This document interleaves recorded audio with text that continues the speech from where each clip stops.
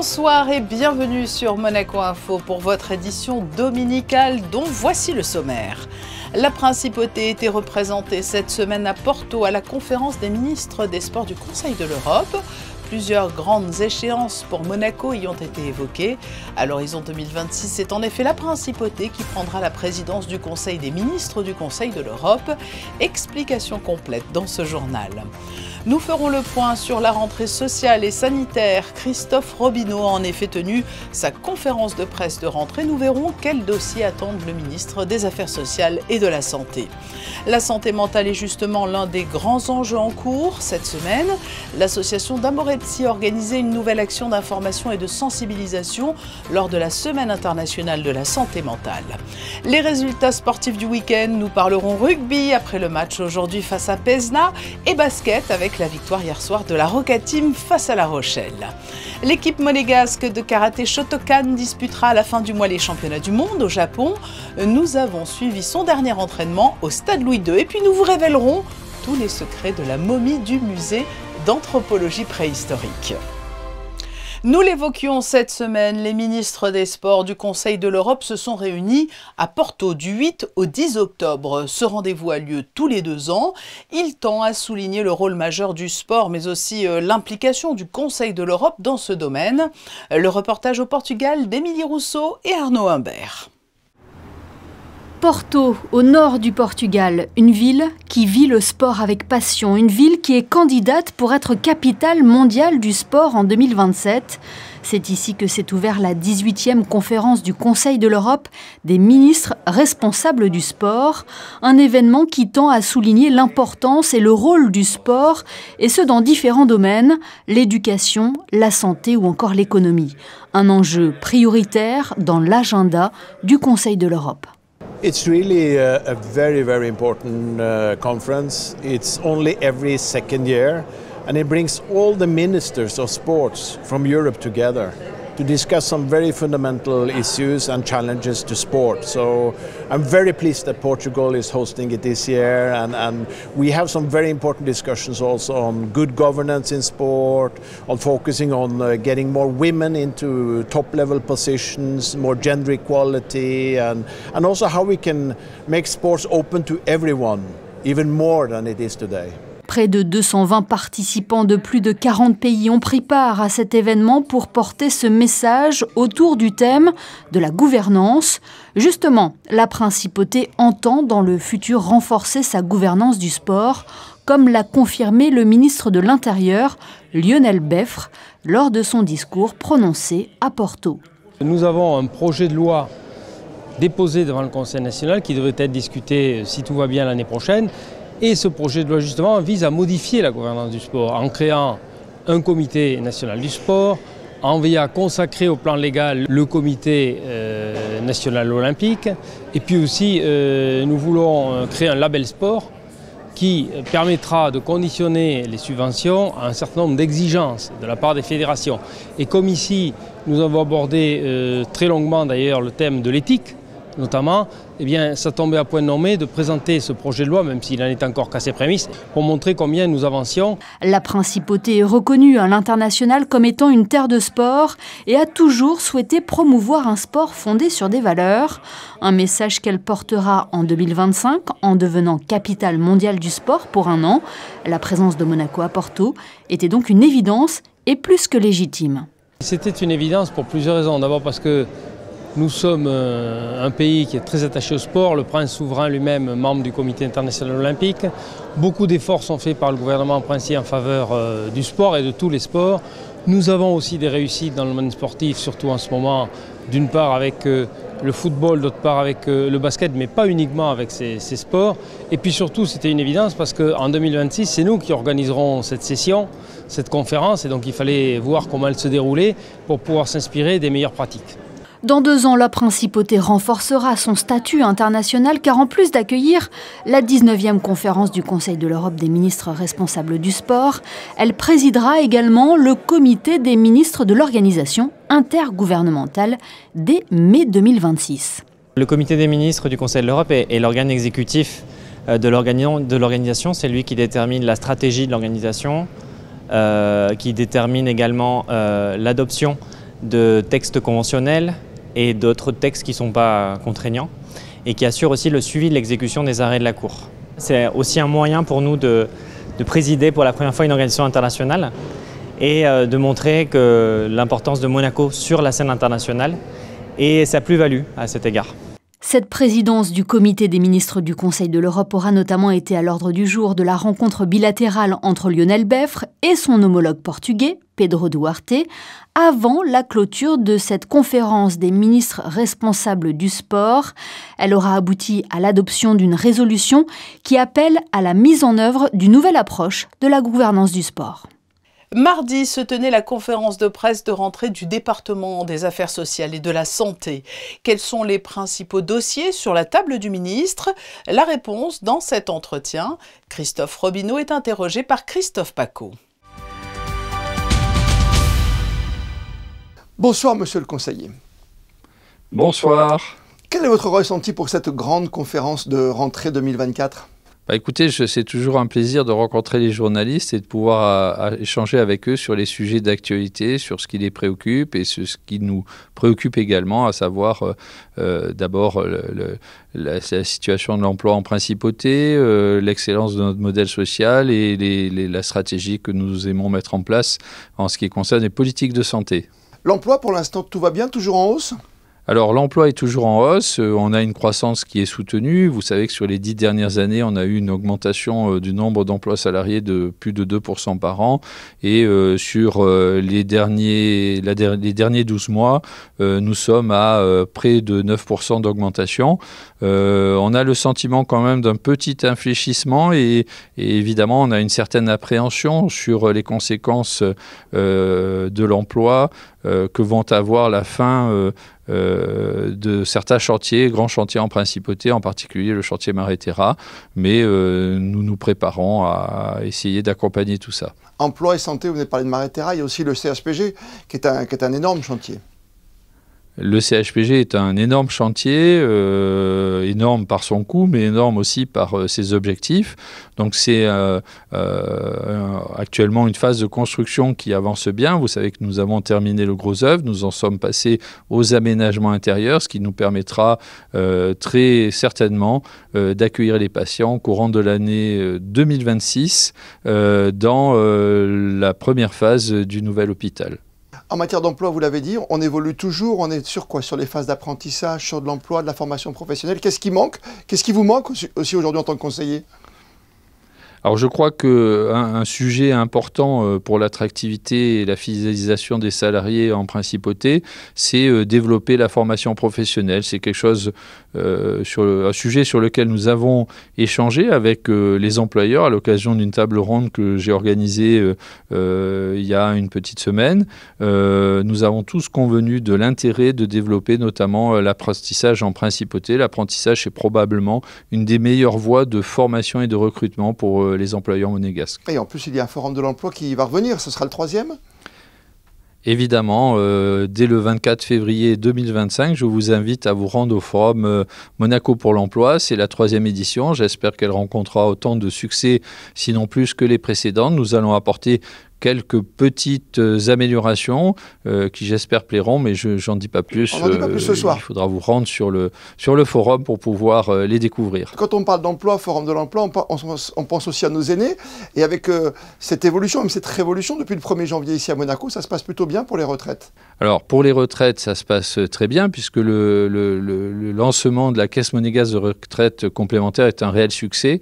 C'est un nombre conséquent de dossiers qui ont été rapatriés. Je salue à cette occasion encore une fois le travail qui a été réalisé par les caisses sociales de Monaco pour assurer la sécurité de ces transferts.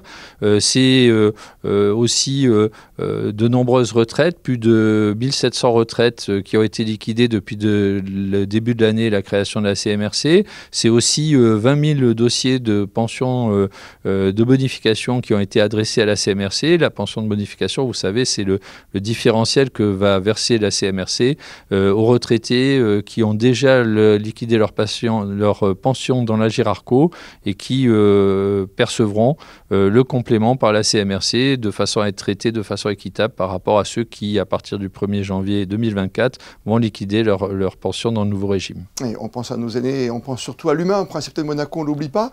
Et cette santé, on est en plein cœur de l'automne, entre deux grandes saisons. Retour des virus, on le voit, il y a pas mal de gens qui toussent, qui ont le nez qui coule. Peut-être un retour du Covid. Quel est l'état des lieux en ce moment au niveau santé ? Alors, bien évidemment, la saison hivernale annonce le retour des infections hivernales. Les infections hivernales, c'est bien sûr la grippe saisonnière. C'est aussi une résurgence du Covid avec un nouveau variant, le JN1, qui est un sous-variant d'Omicron, qui n'est pas plus grave que les précédents, mais qui était assez contagieux.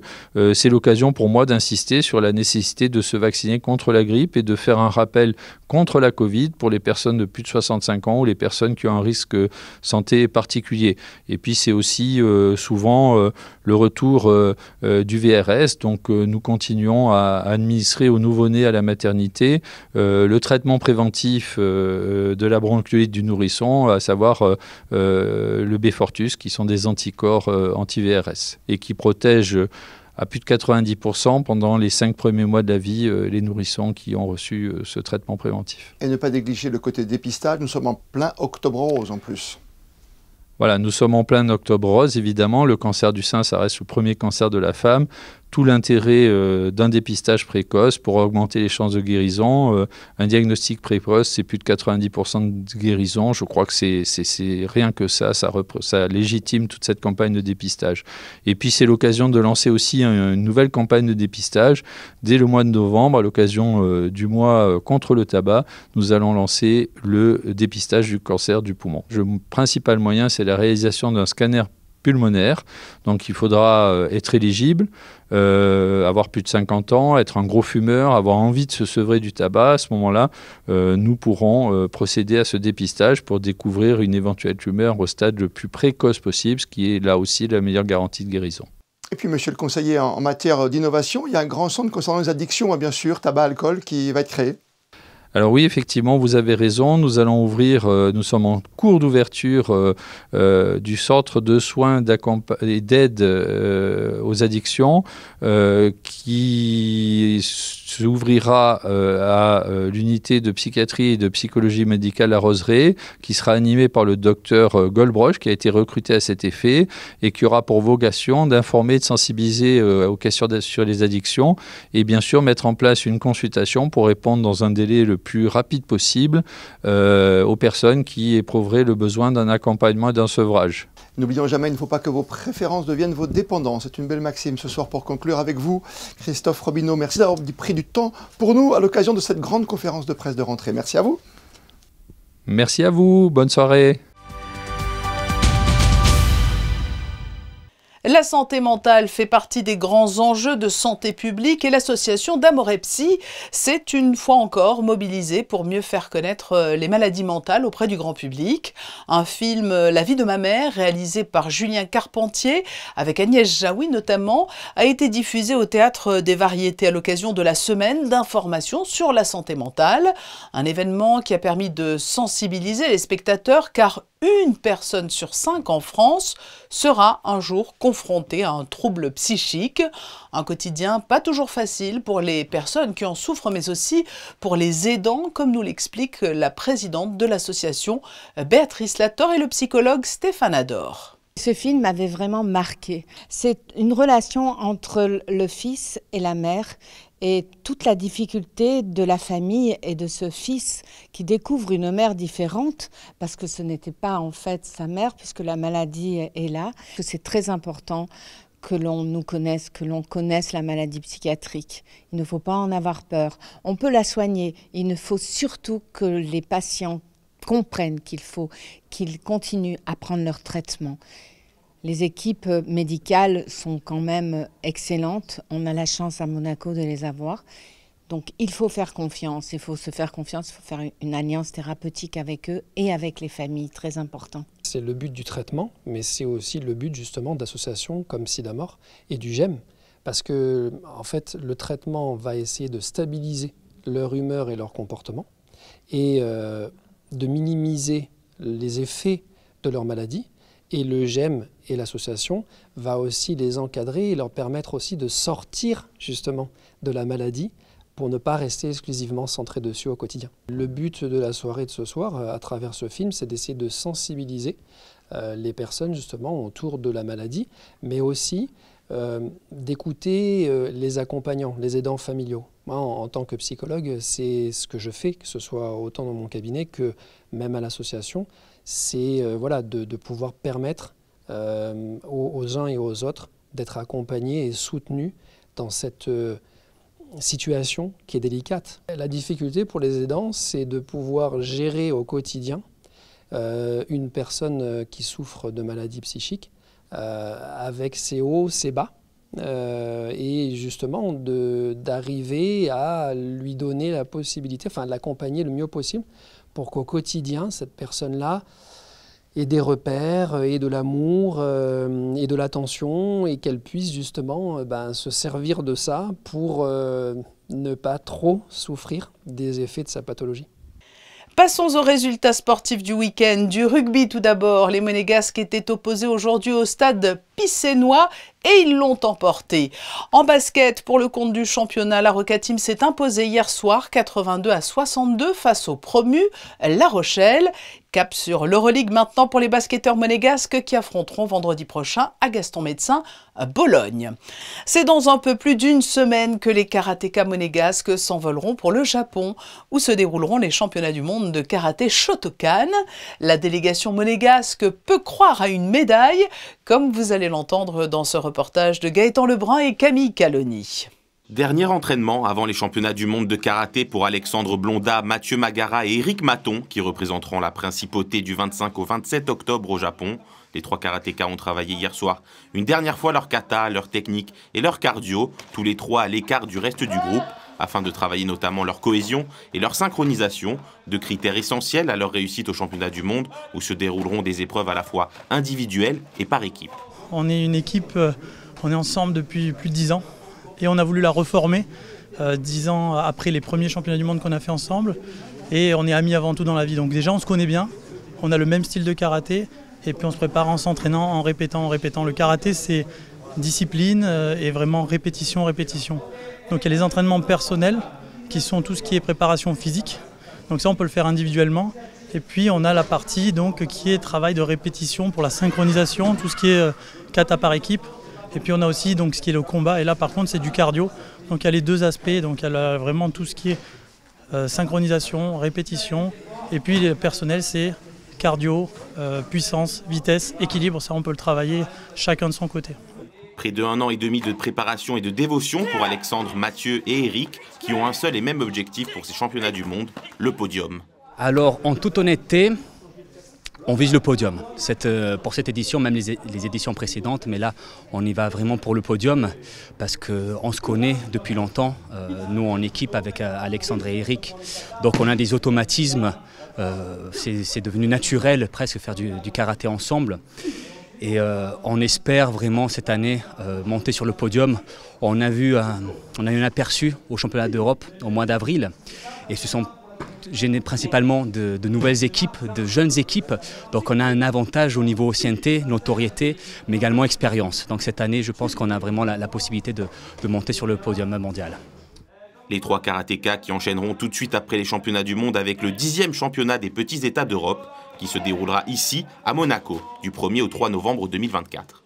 La prochaine exposition universelle ouvrira ses portes le 13 avril 2025 à Osaka, au Japon. Nous approchons des 6 mois avant l'ouverture et l'on connaît désormais la mascotte monégasque. Elle s'appelle Lilou et représente une poupée japonaise vêtue du costume traditionnel monégasque.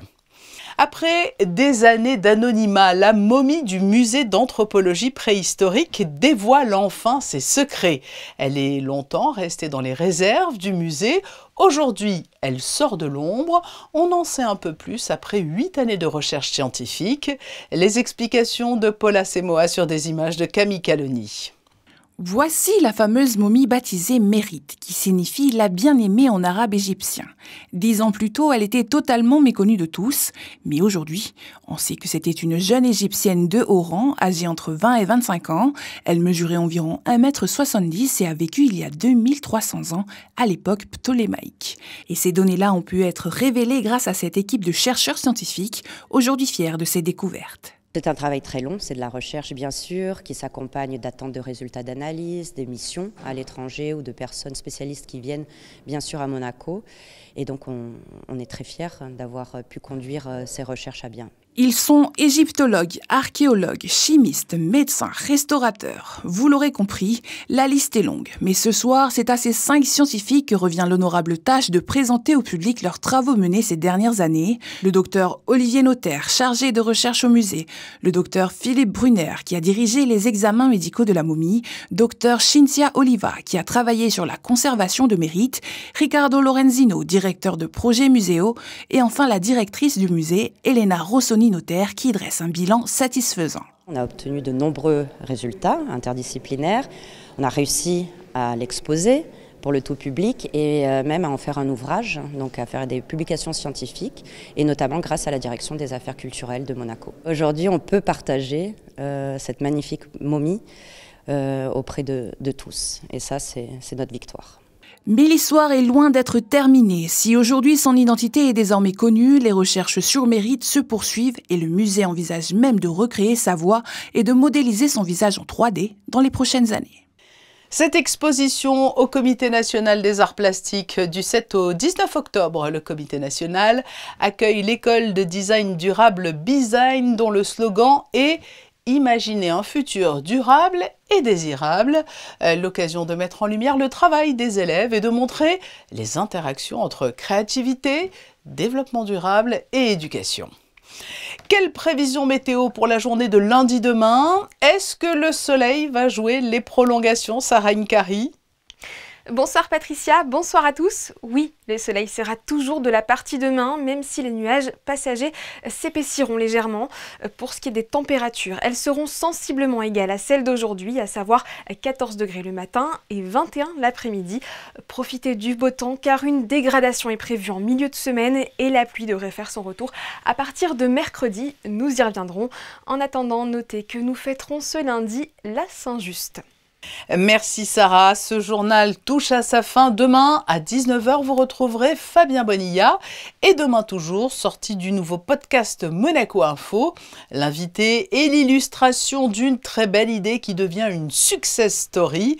Antoine Barry, le créateur de l'application Carlo, sera l'invité de Geneviève Berti. À très bientôt sur Monaco Info, passez une très belle soirée.